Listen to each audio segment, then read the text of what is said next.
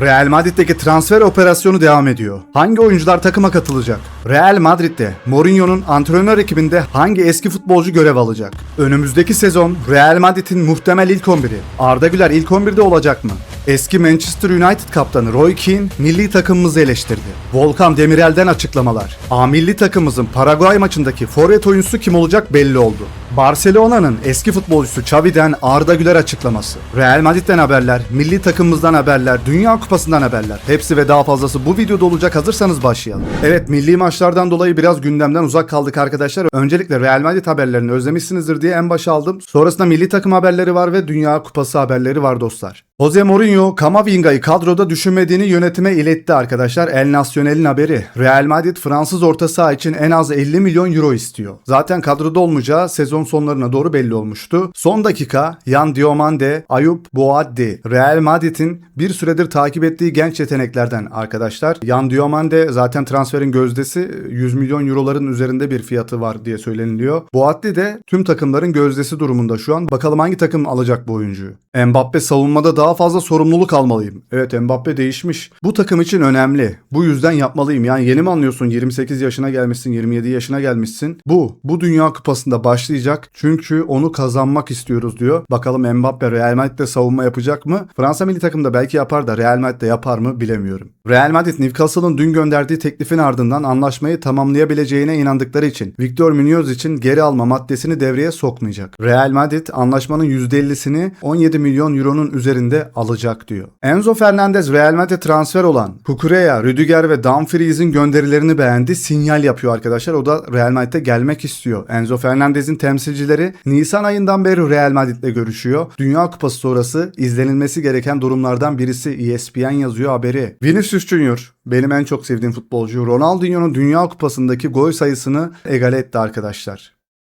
Ronaldinho 10 maçta 2 gol atmış. Vinicius Junior da 5 maçta 2 gol atmış. Yani Ronaldinho gerçekten 10 maç mı yapmış Dünya Kupası'nda ya? Sami Khedira Real Madrid'de Jose Mourinho'nun yardımcı antrenörü olacak. AS gazetesi yazıyor arkadaşlar. Evet, Sami Khedira'ymış bu isim. Pepe denilmişti. Kroos denilmişti. Bir sürü isim gelip geçiyor. En son çıkan isim de Sami Khedira. Sami Khedira Real Madrid'de Jose Mourinho'nun antrenör ekibine katılmaya hazırlanıyor. Mourinho Real Madrid'deki ikinci döneminde Khedira'yı ekibin bir parçası olarak istiyor diyor. Jose Mourinho kimsenin oynamak istemeyeceği bir takım kurmak istiyor. Yani savunma yapan, defansa otobüs çeken bir takım mı istiyor acaba? Bayern Münih Olise'yi 2031'e kadar sürecek ve sezon başına yaklaşık 25 milyon euro değerinde yeni bir sözleşmeyle ödüllendirmeye hazır. İnanılmaz maaş. Önerilen anlaşma kanat oyuncusunun mevcut maaşını 2'ye katlayacak ve onu kulübün en yüksek kazananları arasına yerleştirecek. Kaynakta Alman gazetesi Bild yazmış. Ferland Mendy ve Fran Garcia transfer piyasasında. AS gazetesi yazıyor, artık onlar takımdan ayrılacak. Sizce hangi takıma gitmeliler bu ikisi? Mbappe Cumhurbaşkanı olacağımı sanmıyorum. Birçok kişi bana söylüyor ama planlarımda Cumhurbaşkanı olmak yok. Zaten yeterince nefret ediliyorum demiş. Bu Cumhurbaşkanlığı adaylığı durumu falan mı var bunun? Evet dostlar, videolarımızda biraz like sayısı düştü. İzliyorsunuz, like atmayı unutuyorsunuz. Like atarsanız eğer bu bize gerçekten destek verdiğiniz anlamına geliyor arkadaşlar. Orada like sayısını gördükçe biz de şevkleniyoruz. Sizlerden like'ları bekliyoruz. Abone olmayı da unutmayın. Real Madrid paylaştı arkadaşlar. Resmi sayfası paylaşıyor.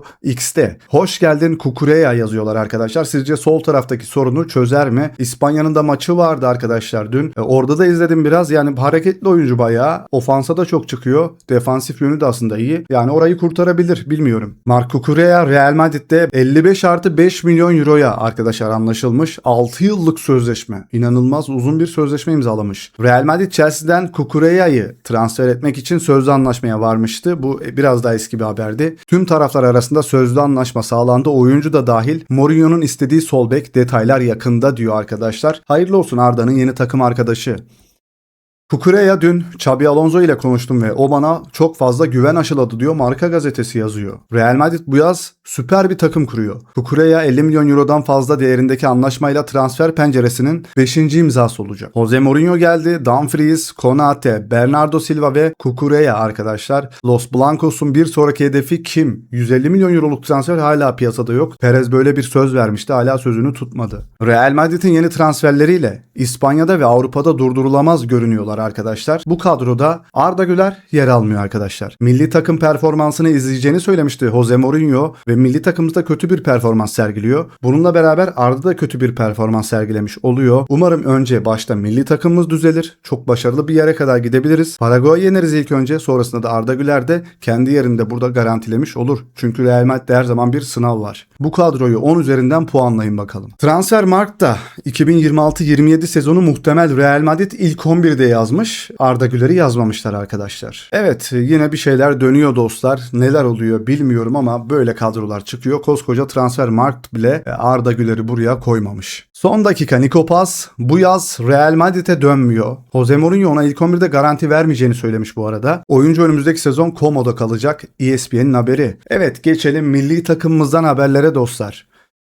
Eski futbolcu Roy Keane, Avustralya mağlubiyeti hakkında neler söylemiş? Bahane dinlemek istemiyorum. Maçtan önce herkes Türkiye'nin 3 puanı cebine koyacağını söylüyordu. Ama Avustralya hayatları tehlikedeymiş gibi oynarken Türkiye bir şeyler olsun diye bekliyordu. İşte aradaki fark bu demiş. Real Madrid orta sahada son 2 sezonda yaratıcılık eksikliği olduğuna inanıyor. Arda Güler ve Bernardo Silva bu sorunu çözmek için 2 kilit parça olarak görülüyor. AS gazetesi de yazıyor haberi.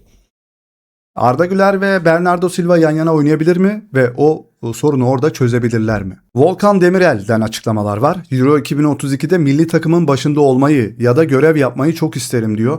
Ben de bu tarz karakterdeki insanların milli takımımızın başına gelmesini istiyorum. Özellikle Türk bir antrenör istiyorum. Arda Turan olur, Volkan Demirel olur. Hatta bunların ikisi birlikte bile olur arkadaşlar. Biraz oyuncuların dilinden anlamak da gerekiyor. Öncelikle adam seçmeden ilk 11'e birilerini koymak gerekiyor. Duygusal olmamak gerekiyor tabii ki de. Volkan Demirel, milli takım her zaman hayalim olacak. Milli takım üzerinde taşıdığınız askeri bir üniforma gibi. Onu her Türk giymek ister diyor arkadaşlar. Mükemmel konuşuyor işte. Volkan Demirel, Can Uzun'un pozisyonunda kimler oynuyor şu an?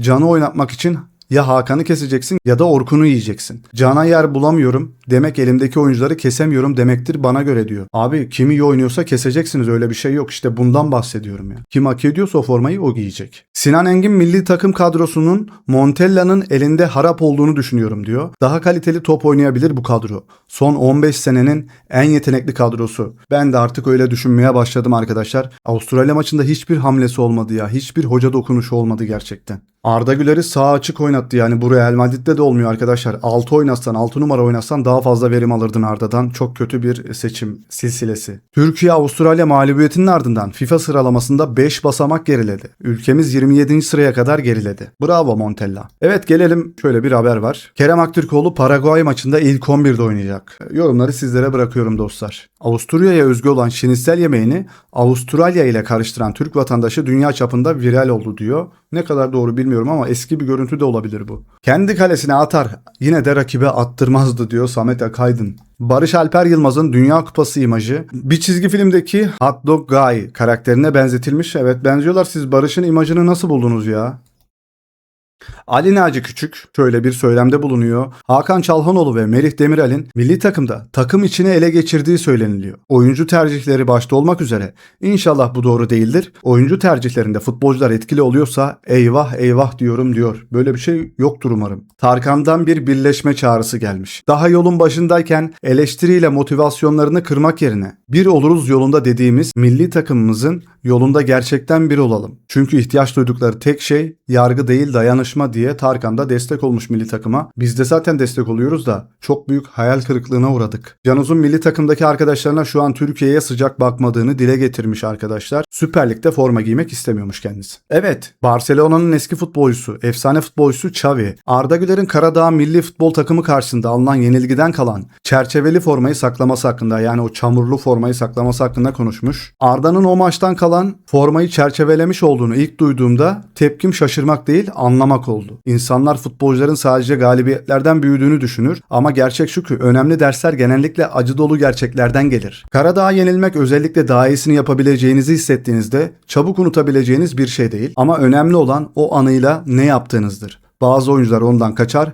bazıları ise kullanır. O formayı çerçevelemek utançla ilgili değil, sorumlulukla ilgili. Yeteneğin her maçta tutarlılık, yoğunluk ve olgunlukla eşleştirilmezse yeterli olmadığını sürekli hatırlatan bir uyarı. Saygı duyduğum şey onu atmamış olması, onları olmamış gibi yapmamış. Onu gözünün önünde tutmuş ki her gün standartlar en ufak oranda bile düşerse bunu nasıl hissettirdiğini hatırlarsın. Böyle oyuncular genellikle normal seviyede uzun süre kalmaz. Ya baskı altında kalırlar ya da o anları yakıta dönüştürürler. Arda'yı gördüklerimden yola çıkarak kolay unutacak biri gibi görünmüyor. Ve futbolda acıyı hatırlayanlar genellikle en çok kazananlar olur arkadaşlar.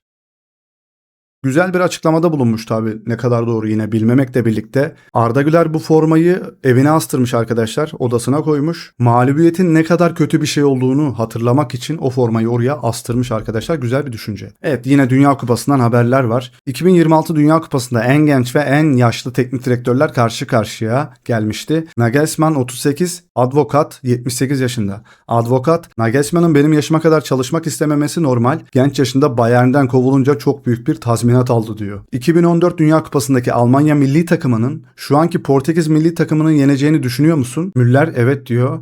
Kaç diyor muhabir? 1-0. Sadece bu kadar mı? Müller'in cevabı çoğumuz 40 yaşını geçtik diyor. Ukrayna'da yılın teknik direktörü Arda Turan seçiliyor arkadaşlar. Tebrik ediyoruz. Bir gün milli takımın başında görmek dileğiyle diyorum ben. Çünkü hem Luis Enrique ile çalışmış hem Simeone ile çalışmış. Futbolu güzel bir şekilde harmanlayıp milli takımımıza yansıtırsa çok güzel olur. Virgil van Dijk hidrasyon molalarına karşı konuşuyor. Su molalarına karşı Dünya Kupası'nda. Neredeyse her maçı izledim ve su molalarından pek hoşlanmıyorum. Ve televizyondan izleyen insanlar için de pek iyi değil. Eğer gerçekten ciddi sıcaksa o zaman tabii ki buna ihtiyacım var. Ama maça göre bakman gerekiyor. Ama sanırım zaten yeterince söyledim. Arkadaşlar sadece reklam amaçlı yapılıyor bu molalar. İsmail Saibari Bayern Münih'te arkadaşlar Fabrizio Romano yazmış 55 milyon euro. Sizce orada başarılı olabilir mi bu oyuncu? Van der Vaart, Virgil van Dijk o kadar ağırlaşmış ki beli dönerken Boeing 747 gibi dönüyordu. Dünyanın en büyük uçaklarından biri gibi dönüyordu diyor. Abdülkerim Bardakçı da aynı öyle ya. İspanyol futbolcular Dünya Kupası'nda çeyrek final öncesinde elenmeleri halinde prim almamaya karar vermişler arkadaşlar. Helal olsun. Yani şöyle düşünceleri varsa herkes prim peşinde koşarken. Fas Futbol Federasyonu Başkanı Dünya Kupası finalinde İspanya ile karşılaşmayı umuyorum. Böylece Yamal'ın doğru karar verip vermediğini görürüz diyor. Bir maçta değişen hayat, işte Dünya Kupası. 56 bin takipçisi vardı. 1.4 milyon takipçiye ulaştı. İspanya'ya karşı 7 kurtarış yaptı. Yeşilburun Adaları'nın kalecisi Vozina maçın adamı seçildi arkadaşlar. İnanılmaz kurtarışlar yaptı.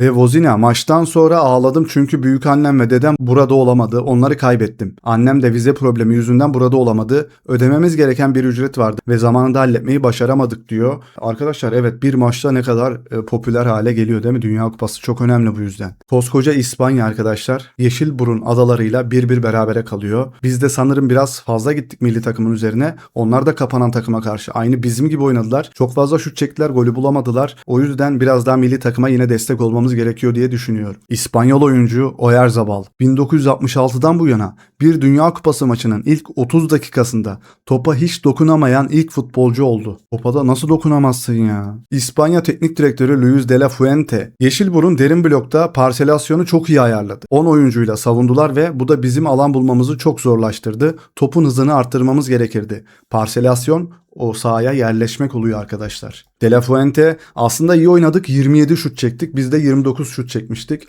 Sadece fırsatları gole çeviremedik, hepsi bu. Biz de yapamadık. Pedri'nin Yeşilburun Adalarına karşı performansı 5 kilit pas, %100 uzun pas isabeti 7'de 7, %100 dribling başarısı 3 kere dribling atmış sadece. 6 tane ikili mücadele kazanmış arkadaşlar. Böyle bir performans. Arda'yı çok fazla eleştirdik. Çoğu oyuncumuzu eleştirdik ama onlar da başaramadı. Rodri Yeşilburun Adaları 90 dakika defans yaptı, aynı Avustralya gibi. Orta sahayı çok nadir geçtiler. Kalemize gelemediler. Böyle takımlara karşı oynamak zor. Bizi en iyi İspanyollar anlıyordur şu an. Evet, günün son haberi olsun. 39 yıl 364 gün. Fernando Muslera, Diego Godin'i geride bırakarak Dünya Kupası'nda Uruguay forması giyen en yaşlı oyuncu oldu. Evet dostlar, bir videonun daha sonuna geldik. Eğer videomuz hoşunuza gittiyse like attıktan sonra lütfen hype haklarınızı kullanmayı unutmayın. Kanalımıza abone olduktan sonra da bildirim zilini açarsanız çok seviniriz. 20.000 abone olmak istiyoruz. Sonraki videolarda görüşmek üzere. Kendinize çok iyi bakın. Hoşça kalın. Bay bay.